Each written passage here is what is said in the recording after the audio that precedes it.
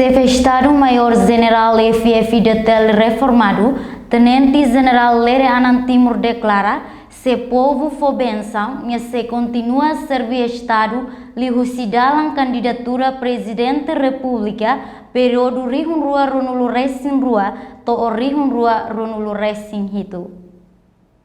Chefe Estado-Maior-General FFDTL reformado Tenente-General Lere Anand Timur declara lihusinha discurso e a cerimônia juramento da bandeira nebe halau e a componente formação no treino metinaru segunda-feira lorontolunulu racing ida fulan janeiro tinan rihun rua ronulu racing rua.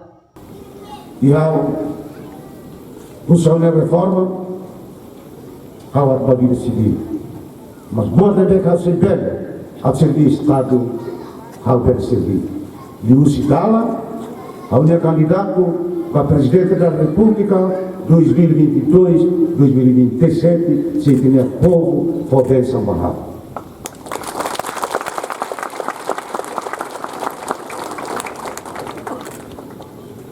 Kama a única rico, a única dia para servir nação no povo. A nessa mos baim. Buat saya pula ia, ini dia ini rico mak servir nação, servir na povo.